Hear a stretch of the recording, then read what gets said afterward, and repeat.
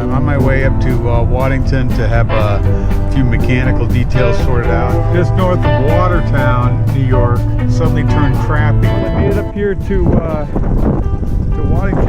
And then here's the trailer that Mark is proposing we take out to cover me on the way across. To move my gas tank over. Got that one mount bracket in, then we got to put the other one in. So then Mark decided it's time to take it out for a test drive.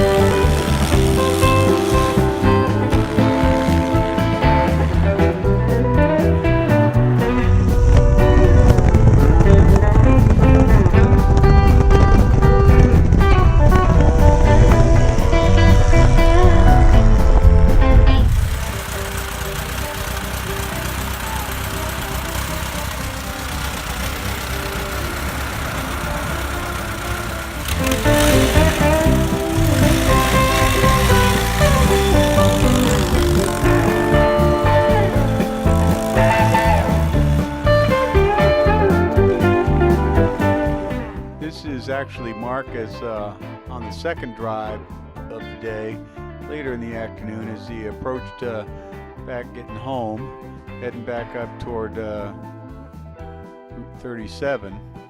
Anyway, it's running pretty smooth, but unfortunately, looks like he had to switch over to the reserve tank. He's running out of fuel, so he's got to reach over and flip over the reserve so the engine won't die. And then he got up to the intersection and he's just got to check the bike over. So he steps off and gets Kevin to get it a start. And here Mark makes a rather prescient statement about the kickstarter.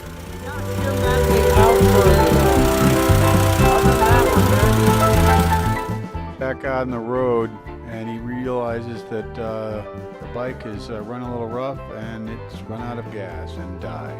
Fortunately, it occurred right in front of a gas station. He was able to pull in. But that issue with the Kickstarter, where he wanted to shim it, lots of work the next day. Mark got the triage tables out, started tearing the bike down, seeing what was going on. Here's the timing covers off. Now we're taking off the bottom of the case. Mark is slide it over. That's where the chips are. Now here's the engine upside down, and I'm taking a look at these beautiful connecting rod slots that shoot oil up into the main bearing. Pretty fascinating, really.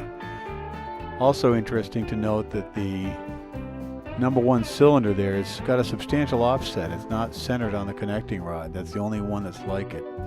Here, that red circle is one of the chips of the teeth that was stuck up inside the engine that was preventing it from turning. It would not turn at all.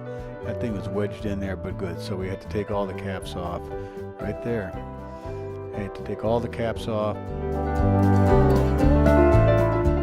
And Mark just put the triple gear on his centering device, measured the height of the gear, and we came up with the fact that one of these gears was 5/1000ths of an inch fat.